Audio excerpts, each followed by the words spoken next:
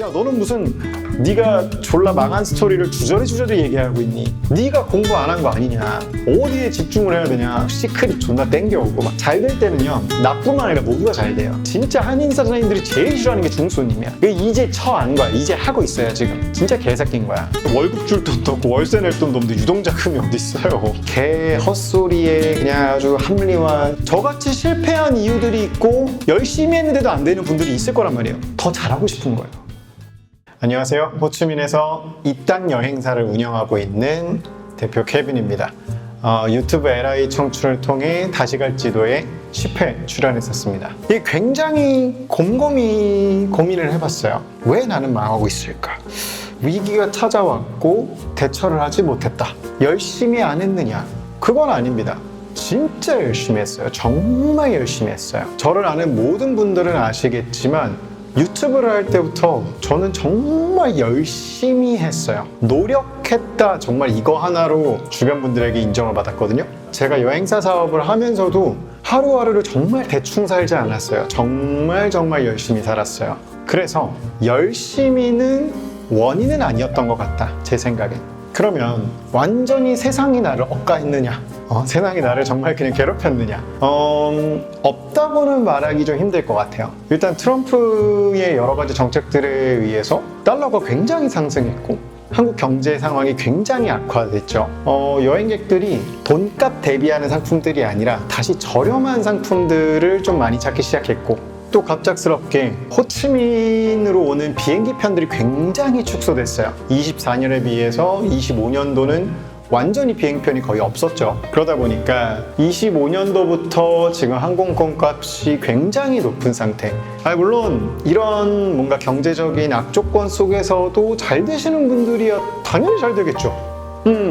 그래서 이제 이렇게 잘 안 된 저 같은 애들은 좀 이렇게 닥치고 이렇게 저기 찌그러져 있어야 되는 건데 그리고 이번에 또 완전 지랄 파티가 났죠. 이게 호르무즈 해협이 닫히면서 전 세계적으로 지금 유가, 이게 기름값이 엄청나게 폭등하고 기름 자체가 없어요. 제가 듣기로 한국 같은 경우에는 한 7개월 정도의 비축유가 있다라고 이렇게 얼핏 봤는데, 베트남 같은 경우에는 지금 1개월치밖에 안 남았습니다. 1개월치 비축유를 가지고 있다 보니까 굉장히 빠르게 기름값이 지금 오르고 있어요. 벌써 3배, 3.5배까지 올랐고 앞으로도 더 계속 오르겠죠. 지금 기름값이. 가스도 부족해요. 베트남.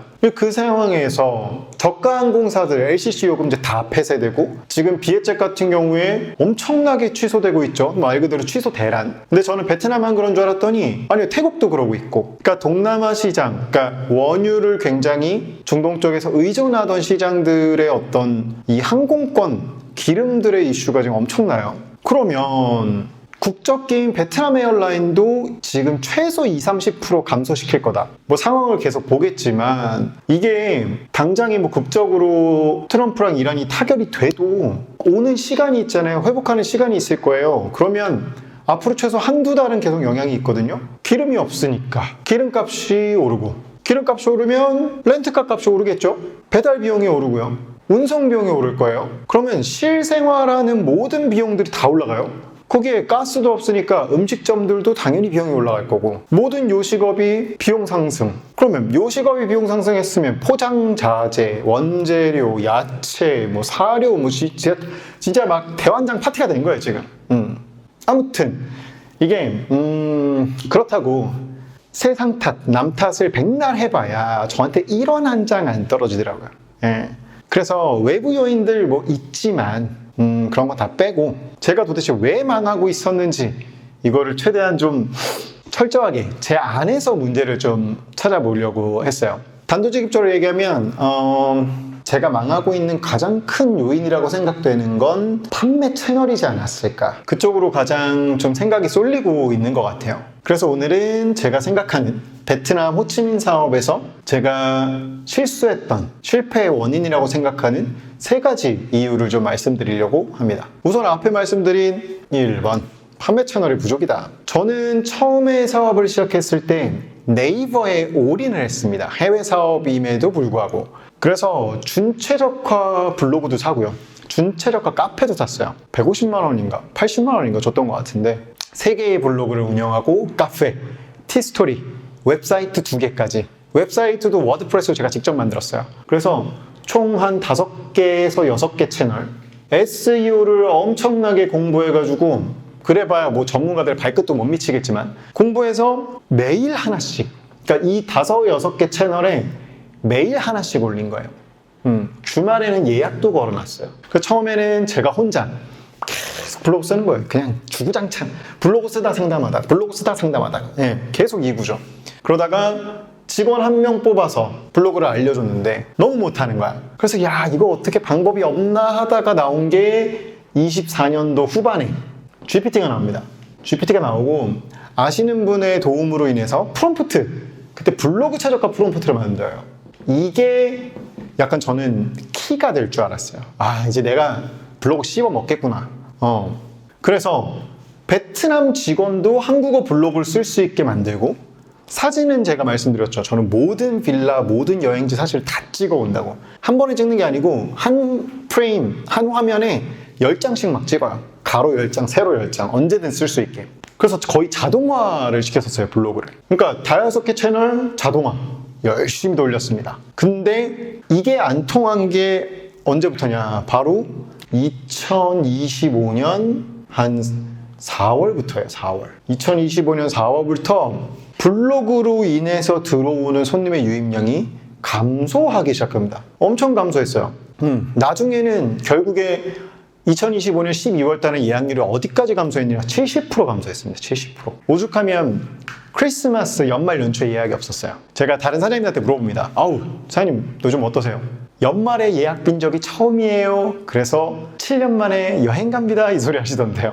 예, 그러니까 그 정도였어요, 예약률이. 이게 단순히 블로그 때문이냐, 경제가 안 좋아졌기 때문이냐, 그건 아닌 것 같아요. 경제만 안 좋아진 게 아니고 호치민에도 굉장히 큰 사건들이 있었습니다. 25년도에 그 발표가 나요. 베트남 에어비앤비 전면 규제를 하기 시작합니다. 그전에는 이 빌라건 아파트건 이 숙박업에 대한 어떤 제재가 없었어요. 많이 그냥 공안한테 용돈 조금 주면 다 허용되는 정도. 그러니까 그게 맞아요. 법이 없었어요. 법이 없었습니다. 그래서 누구나 다 에어비앤비하고 누구나 다 수익을 벌었는데 2025년도에 베트남에서 가장 큰 이슈가 이 규제법들이 생겨나기 시작하면서 디지털 규제예요. 그러면서 세금 쪽이 모두 다 디지털로 계속 바뀌기 시작하고 2025년도에 무려 850개 정도의 법안이 새로 발행되고요. 한 400개 법안 정도가 없어졌어요. 그러니까 부정 척결을 하기 시작하는 거예요. 베트남 정부에서. 부정 행위들을 척결하고 새로운 법안들을 만들어서 규제하기 시작하고 이런 일들이 있었어요. 그러니까 원래 아파트나 풀빌라나 호텔도 마찬가지고 서로 약간 상호관계였거든요. 아파트가 찼어. 그럼 빌라로 좀 싸게 보내주기도 하고, 빌라가 좀 찼어. 그럼 아파트에서 며칠, 한 하루 이틀 있다가 빌라로 가고, 뭐 호텔 갔다가 이렇게 오고, 서로 관계가 있었어요. 친했고 도와주는 그런. 왜? 여행객이 넘쳐났으니까. 여행객이 넘쳤어요. 23년, 24년도는 진짜 막 없어서 못 잡았어요. 근데 규제가 생기면서 법적으로 안 돼라는 말이 나오니까 집주인, 아파트 주인들이 아파트를 던집니다. 안 던진 사람들도 많아요. 아직 아파트를 다 던져버려요. 아파트를 던져요. 그리고 어디로 넘어왔냐? 야, 이게 완전 대환장 파티인 거예요. 빌라로 넘어왔는데 이때까지는 빌라의 시세가 저희 이제 한인 빌라 주인분들끼리는 좀 아는 시세가 있었어요. 부동산의 시세가. 이게 깨지기 시작한 거예요. 왜? 쓸어가니까. 이 아파트 팔고 남은 돈 갖고 있던 애들이 와, 뭐 집주인이랑 대충 뭐 협의도 제대로 안 해요. 그냥 해당 가격, 지가 생각한 가격의 빌라 나와서 오케이 인수 지어버려. 막 전체 페인트 다 하고 전체 막 다시 짓고 벽 짓고 난리가 나요. 사업성이 안 나와요. 그게 제가 아무리 계산해봐도 사업성이 안 나와. 난 무슨 빡대가리 짓인지 모르겠어. 두 번째가 부동산 회사예요. 아파트가 안 된다라는 걸 하니까 이 부동산 회사들이 싼 집들을 그냥 임대를 해버려. 누구한테 줘? 임대를 하고 중국 애들한테 줘버려요. 더 비싼 가격에. 그럼 얘는 완전 이득인 거야. 지네가 부동산 회사잖아. 그렇게 된 거예요. 왜냐하면 빌라는 민박의 개념입니다. 내 소유, 내가 임대한 건물이 명확하게 있고 영업소 등록, 사업자 등록, 소방허가, 치안허가, 그 다음에 담당 공안 승인 이렇게 있으면 정확하게 풀빌라 숙박 단기 임대 사업을 할 수가 있어요. 저도 모두 다 등록이 돼 있습니다. 그리고 제일 중요한 거 임시거주 등록. 이건 베트남 법이에요. 외국인은 무조건 임시거주 등록을 하게 돼 있어요. 그게 나쁜 게 아니고 무슨 신상정보 뺏어가는 게 아니에요. 등록을 해야만 이용할 수 있습니다. 내국인 같은 경우에 어떻게 하느냐? 방명록을 적어요. 또는 그냥 아이디 같은 거 사진으로 보관해도 돼요. 왜냐면 내국인이니까. 그래서 아무튼 그때 제가 판단했던 게 아니다. 아직 블로그는 승산이 있다. 그래서 블로그에 더 올인을 해요. 그때 바꿨어야 돼. 제가 볼 때는. 그런 낌새를 눈치챘었을 때 25년 한 5월 달부터라도 바꿨더라면 조금 판세가 달라지지 않았을까. 그래서 블로그 막 아는 지인의 업체 뭐 누구 대표님 해가지고 최저가 블로그로 막 반응을 해요. 네이버 상단 다 먹었었어요. 저는 블로그. 저희 블로그만 해도 예를 들어서 호치민 풀빌라, 뭐 호치민 렌트카 지수가 최저가 지수예요. 올리면 상단에 꼽혀요. 그 정도로 열심히 했기 때문에. 두 번째, 고객 타겟층의 다양화에 약간 실패했다. 제가 분석을 해보니까 저희 손님들은 한국 손님들이 한 70%, 많을 땐 80%까지. 나머지 20-30%는 약간 뭐 대만, 홍콩, 싱가포르, 중국, 호주 분들이었어요. 이걸 너무 맹신했다. 제가 볼 땐. 사실 한국 경제가 미국의 영향을 엄청나게 받는다라는 거를 전 작년에 처음 실감했어요. 그러니까 겪으면서 알게 된 거예요. 아, 이게 원화의 가치가 떨어지는 이유가 미국의 의존도 때문이구나. 왜냐하면 저는 베트남에 있으니까 동화, 달러, 원화 이 세 가지에 굉장히 집중하거든요. 근데 분명히 달러는 올랐어요. 근데 동화는 그렇게 많이 오르지 않아. 근데 원화는 졸라 폭락해요. 그러니까 여러분들 느끼시기에도 요즘 베트남 여행이 비싸요. 달러로 표기되어 있는 애들은. 그러면 생각을 하시죠. 야, 이 저 새끼들 저거 달러로 하니까 돈 벌겠지. 결국 저희는 여기서 동화로 결제를 합니다. 월세도 어떤 렌트카, 골프, 투어도 다 동화 결제예요. 근데 동화는 생각보다 폭락하지 않았어요. 왜? 베트남이 술수를 쓰고 있으니까. 아마도. 말이 안 되거든. 동화가 더 떨어졌어야 되는데 아니야. 뭐 아무튼 whatever. 그러면 네가 공부 안 한 거 아니냐. 지금 사업 시스템이네, 뭐 직원 관리네, 리더의 덕목부터 뭐시 멘탈 케어, 동기부여, 뭐시 마케팅, 판매, 뭐 협상의 기술 이런 거 지금 죽어라 공부하고 있는데 시간이 부족해요. 내가 무슨 미국 정세까지 봐야 될 거라고 나도 몰랐어요. 이제 안 거지. 근데 이제 알았다고 해서 제가 뭐 그게 분석이 돼요? 분석하면 내가 경제학자를 했겠지. 무슨 컨설팅 사업을 했겠지 내가. 그게 아니란 말이죠. 지금도 막 헤매고 있는데 막. 그래서 요즘이 더 헷갈려요. 도대체 나는 무슨 공부를 해야 되냐? 어디에 집중을 해야 되냐? 아니 뭘 발전시키려고 이제 계획을 잡아요. 여러분들 아시죠? 밤에 존나 계획을 잡아.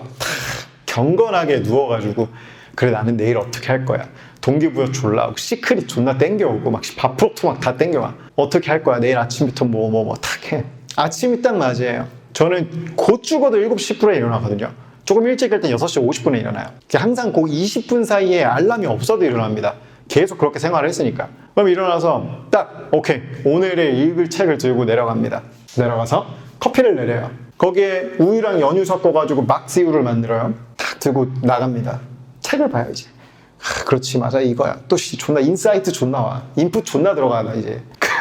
그러고서 9시에 직원들 딱 출근하면 그때부터 존나 문제 폭발인 거야. 사장님 이게 저게 막 팍팍팍팍 손님 막 렌터카 문제 생겨. 아니 문제를 계획이 있었다고. 하루에 계획이 있었어. 문제가 생기면 그 하루가 날아가요 그냥. 그러면 이미 밤 되면은 뇌는 지쳤어. 존나 머리 아파. 존나 지쳤어. 그냥 좋댔다. 그러면 이제 멘탈이 나갔잖아요. 뭐라도 해야 될 거 아니야. 막 청소도 하고 산책도 막 여기 한 4바퀴 돌아보고 한 10분 걸어보고 안 올라와. 멘탈 안 끌어져 올려. 책 피잖아요. 또 막 그 생각이 나. 문제 막 해결 막 안 됐네. 뭐 다시 어떻게든 펴. 아니야 또 올라와. 내일 어떡하지. 그러면 이제 완전 밤 되는 거고. 야 이게 뭐가 이럴까요 도대체. 해외에서 좀 사업을 했을 때 이 달콤함에 적셔져가지고 그러니까 잘 될 때는요 나뿐만 아니라 모두가 잘 돼요. 그게 착각인 거야. 다 잘 돼. 저만 잘 됐던 게 아닌 거예요. 근데 문제는 아직도 호치민에는 엄청나게 많은 양의 관광객이 옵니다. 이게 호치민에 사람이 없다 있을 수가 없는 일이에요. 왜? 결국에 호치민이라는 도시는 베트남 경제의 중심지거든요. 뭐 삼성이 나갔네, LG가 나갔네, 뭐 대만 기업이 나갔네, 공단이 망했네 해도 공장들 존나 돌아가고 있고 여기 비즈니스하러 존나 많은 사람들이 오고 여행도 열나 많이 와요. 그렇다고 제가 무슨 한 달에 100팀, 200팀 받는 여행사도 아니고 우리는 50팀, 60팀 받으면 존나 홈런이에요. 근데 거기서 나는 고작 만약에 300만 명 정도 오거든요. 평균 한 해에. 야, 300만 중에 50팀을 못 채운 거야. 50팀이 뭐야? 30팀 아니 20팀 20팀을 못 채워가지고 빌빌거리는 거야. 야, 300만 중에 한국인이 몇 명이 될 것 같으세요? 한국 방문율이 1위거든요. 그래, 1위니까 한 150만 잡자. 150만이야. 그럼 나머지 150만. 한국은 미국이 휘청하면 그냥 휘청해요. 진짜로. 그 나머지 애들은 안 그런 애들이 있을 거 아니야. 그 중에 한 50만이 중국이에요. 숙소 잣같이 씁니다. 그래서 싫어해요. 진짜 한인 사장님들이 제일 싫어하는 게 중국 손님이야. 근데 받았어야지. 영업했어야지. 중국 손님 왔어야지. 아이씨, 닦어. 존나 환영합니다. 했었어야 되는데. 이게 그렇게 되더라고요. 지금 열심히 존나 중국어로 포스팅 존나 하고 있어요. 그러니까 이게 다양하게 넓혔어야 돼요. 영어로도 존나 내보내고 일본어, 중국어, 그거 어려운 거 아니거든 사실. 그냥 조금만 더 하루에 1시간만 더 투자하면 되는데 물론 뭐 직원한테 시키던 했어야 돼. 그냥 그걸. 이제 처한 거야. 이제 하고 있어요 지금. 위챗도 막 깔고 분명히 버틸 수 있는 통로가 있었다. 그거를 지금 시작하고 앉았다. 그러네요. 세 번째, 확장 실패, 도전 실패, 예약률 실패. 이 3연타가 너무 세가지고 야, 진짜 다 첫 경험들이고 심지어. 근데 첫 경험이라고 치부하기에는 유동자금이 없었어요. 이게 벌릴 줄 알았던 거지 멍청하게.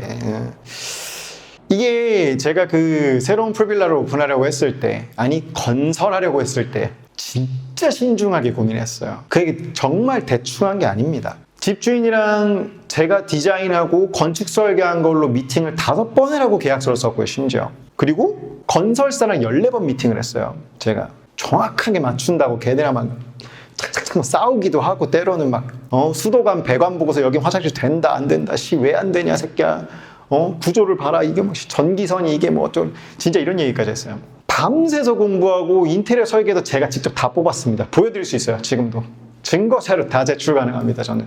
근데 이게 처음 해본 거거든요. 저도 그냥 단순히 제가 약간 옛날에 옷도 되게 좋아하고 색깔 같은 거에 되게 민감하다 보니까 인테리어 할 때 그런 쪽에 눈은 조금 발달해 있는데 이 뭔가 막 디자인을 한다, 설계를 한다, 이거는 뭐 완전 전무후무한 얘기인데 여러분 그 심즈라는 게임 아세요? 심즈? 집 짓고 막 애들 키우는 게임이 있어요. 그거에 제가 초등학교, 중학교 때 미쳐 살았었거든요. 그래가지고 뭔가 이런 집주인, 땅 주인이랑 함께하는 콜라보 제의가 오니까 남들이 말하는 그 CAD라는 거를 제가 한번 해본 거죠. 이게 처음에는 무슨 버튼 눌러야 뭐가 되는지 모르니까 헷갈리다가 막상 조금 만져보니까 심즈랑 너무 비슷한 거예요. 그래서 좀 굉장히 금방 배웠습니다. 심지어 저희 이제 파트너 대표님의 친누나분이 계신데 가구를 3D로 배치하고 그런 일을 하세요. CAD 뽑고 막 인테리어 도면 뽑아주고. 처음에는 그 누님한테 제가 도움을 구했었는데 나중에는 한 2, 3주 뒤에는 제가 누님 이렇게 만드는 거 맞아요? 이러고 막 보내드렸더니 뭐 어디서 배웠냐고 돈 주고 샀냐고. 아니 누님 제가 만들었어요. 존나 놀라시더라고. 자랑하는 거 맞아요. 아무튼 그래서 굉장히 금방 배웠고 매일 거의 새벽 2시까지만 만지고 있었어요. 만져서 여기 뭐 어떻고 저기 어떻고 벽 두께를 어떻게 하고 문 디자인을 뭘 놓고 여기에 창문을 뭘 놓고 막시. 그러니까 문 손잡이 하나, 콘센트 위치 하나까지도 제가 짰으니까. 이게 근데 잘 된다 생각만 했던 거죠. 플랜 B를 준비를 안 한 거예요. 그러니까 어떤 법적인 조금 더 디테일한 근거라든지 또는 이게 안 됐을 때의 플랜이라든지 이런 걸 준비를 했었어야 되는데 맹목적으로 믿어버린 거지. 근데 그게 아쉬운 거죠. 뭔가 신뢰 너무 좋은데 어쨌건 해외에서 해외 땅 주인들이랑 일하려면 신뢰 너무 중요한데 만약에 대비를 좀 했었으면 좋았지 않았을까 제가. 그러니까 뒤늦게 변호사를 고용해가지고 이제 물어뜯겠다. 야씨 너 죽고 나 죽자. 이건 이기는 사람이 없는 게임이다. 한 게 그냥 화풀인 거죠. 결국에 하지도 않았고. 근데 진짜 소송 간에 만에까지 나왔었으니까 서로 공식 문서로만 대화했어요. 친애하는 누구누구에게 어쩌고 감사합니다. 저쪽에서 와요. 친애하는 케빈에게 누구누구 이렇게 이 문서로만 대화할 정도였으니까. 근데 이게 주변에서 그러더라고요. 이게 그래도 준비를 했어야지. 네가 대비를 했어야지. 그냥 뼈 때리는 거 맞는데 그게 위기라고 누가 생각을 했겠어요? 잘 된다고 생각을 하지. 타이밍 너무 좋았다니까요. 4월 초에 집주인 만나고 4월 말 5월 초에 이제 보증금 계약서 쓰고 완공 계약서 쓰고 8월 중순에서 말 건물 인계 받고 9월달 오픈. 9월달부터 성수기예요. 심지어 그거 조금 늦어졌어도 10월달도 여전히 성수기. 모든 걸 쏟아부은 완벽한 도전일 거다. 25년도에 우리 이 땅 회사에서는 드디어 시그니처 빌라가 생길 거다. 남에 지어져 있는 건물을 내가 그냥 쓰는 게 아니고 내가 원하는 대로 지었고 내가 원하는 대로 인테리어한 퍼펙트한 빌라가 나올 것이다. 이걸 한 거니까. 이게 집주인이 병신인 건지 건설사가 병신인 건지 8월달 돼가지고는 야 우리가 조금 늦을 것 같아. 9월달에 가자. 9월 초 오케이 9월 초 괜찮아. 9월 초가 됐어. 조금만 2주만 더 지랄하네. 아예 지어지지도 않았다니까요. 처음 계약할 때 이미 3층까지 건물 골조가 올라가 있는 상태에서 계약을 했어요. 근데 누가 봐도 저건 2주 만에 안 지어져. 말이 안 되는 거야. 근데 또 믿어요. 왜? 너무 많은 걸 쏟았잖아. 진짜로. 그 10월이 되고 11월이 되고 12월이 돼. 나 기가 차가지고 심지어 1월 중순에 결국 해지 계약서를 섞어서요. 피해 보상금 요만큼 받고 제가 더러워가지고 진짜 그때까지도 완공이 안 됐었어. 보통 베트남에서요 빌라 한 채 짓잖아요. 6개월이면 뚝딱해요. 내부 인테리어까지 싹 끝납니다. 근데 이미 골조가 3층까지 올라가 있는 건물이 9개월 동안 지어지지 않았다는 거는 진짜 개새끼인 거야. 나중에 와서 한 말이 더 웃겨요. 내가 나중에 진짜 쩔 한번 풀어드릴게요. 아무튼 위기인 걸 눈치챘다. 이거 누가 어떻게 눈치채요? 말이 안 되지. 당장에 월급 줄 돈도 없고 월세 낼 돈도 없는데 유동자금이 어디 있어요? 그건 위기가 아니야. 아직 살만한 거지. 지금 저처럼 당장에 이번 달에도 돈 나갈 거 나가면 200-300 모자란데 친구들한테 전화해서 빌려야 되는데 지금 이게 위기인 거지. 모아둔 자금이 그거 아직 살만한 겁니다. 이게 처음에는 책망을 좀 했어요. 내가 좀 자본이 있었으면 좋지 않았을까? 아니면 한국에서 사업을 했으면 좋았지 않았을까? 그럼 막 대출도 받고 막 지원금도 받고 했었지 않았을까? 아주 개 헛소리에 그냥 아주 합리화하려고 그냥 별 지랄을 다 해봤는데 미친 행동들이고 미친 생각들이에요. 그냥 결국에는 지금 어떡할 거냐? 당장 지금 어떻게 이 상황을 벗어날래? 이 생각만은 해야 됐던 거죠. 지금 그러고 있고 이런 컨텐츠를 얘기하는 게 결국에는 욕처먹는 컨텐츠인 걸 제가 알거든요. 제가 무슨 성공한 사람도 아니고 너는 무슨 네가 졸라 망한 스토리를 주저리 얘기하고 있니? 근데 욕먹을 각오하고 올리는 거예요. 왠지 아세요? 저를 보여주지 않으면 세상에는 저라는 사람이 존재하는지를 몰라요. 세상은. 내가 힘든 걸 몰라. 그리고 제 존재를 증명하기가 너무 어려워요. 저는 진짜 행여나 저보다 훨씬 잘하시는 분들이 너무나 많기 때문에 그분들한테서 조언을 너무 얻고 싶은 거예요. 근데 호치민에 있잖아요. 제가 누구한테 얘기해서 조언을 얻겠어요. 공감받는 것도 너무 좋아요. 응원받는 것도 너무 좋아요. 근데 사실 제가 이런 콘텐츠를 찍고 있는 이유는 저같이 실패한 이유들이 있고 열심히 했는데도 안 되는 분들이 있을 거란 말이에요. 그럼 우리는 뭔가 비슷한 원인들을 갖고 있어요. 그거를 나누는 채널은 아무것도 없는 거야. 다 성공한 스토리만 있어. 나는 그대로 했다니까요. 누구보다 그걸 잘 실천하고 있었어, 나는. 그리고 세상에 저라는 애가 여행사를 한다. 정직하다. 합리적이다. 이거를 누가 알아주냐고. 저 SNS 안 해요. 몰라요. 귀찮고 어떻게 하는지도 잘 모르겠고. 그리고 뭔가 나를 너무 드러내는 것도 제가 너무 싫었어서 여행사 할 때 SNS 거의 안 했어요. 유튜브 끝나고. 이게 저를 오픈한다는 게 그러니까 뭔가 자존감이 너무 낮았던 거지, 계속. 사업을 하면서도. 그러니까 오픈하는 게 너무 무서운 거야. 그러니까 결국에 오픈하니까 그런 소리들 하시는 거예요. 힘든 소리 하지 마라. 찡찡대지 마라. 너만 힘드냐? 유튜브 와서 찡찡대고 있냐? 그래야 봐줄 거 아닙니까? 그래야 제가 요청을 하죠. 찡찡대고 막시 짠내나는 얘기하고 똑같은 소리 해야 여러분들이 저를 봐주는 거 아닙니까? 그게 솔직한 거예요. 저는 그게 솔직하다고 생각해요. 욕처 먹을 거 가고 하고 올리는 거고 제 진심을 알아주시는 분들 있겠죠. 지금 저를 응원하셨던 댓글 저 너무 감동 먹었어요. 그런 것처럼 원래 모두에게 사랑받을 수 없어요. 오늘의 제 마음은 그렇습니다. 망하고 있는 게 흉은 아니잖아요. 망하고 있는데 아무것도 안 하는 분들이 잘못된 거지. 저는 그렇게 생각해요. 자존심만 그득그득해가지고 다시 제로로 가시지 않으려고 하는 분들 막 어깨만 여기 있는 저는 그런 사람은 아니에요. 다시 완전 바닥으로 가고 있습니다. 다시 시작해도 돼. 다만 더 잘하고 싶은 거예요. 진짜 제가 열심히 만들었고 그러니까 더 잘하고 싶은 거예요. 그런데 더 잘하려면 어떻게 해야 돼? 일단 제가 할 수 있는 모든 방법은 다 하는 거예요. 그리고 저는 대표니까 제가 세상 앞에 무릎 꿇고 고개 숙이고, 아니 고개 쳐봤더라도 회사 살려야죠. 그래서 이 위기를 벗어나야죠. 그게 맞는 거죠. 저 지금 자존심 없어요. 바닥이라고 생각해요. 저는 다시 시작할 수만 있다면 그것만 해도 어디겠어요. 자, 오늘의 짠내나는 스토리는 여기까지입니다. 부디 해외에서 사업하시는 분들이나 또는 사업하고 계신 분들, 제 이야기가 조금이라도 도움이 되셨으면 좋겠고, 공감이 되셨으면 좋겠고, 서로 방법이 있으면 나눠봤으면 좋겠어요. 오늘 혀가 왜 이렇게 꼬이냐. 모두 기적 같은 행복이 찾아오시길 간절히 기도하겠습니다. 케빈이었습니다. 다음에 만나요.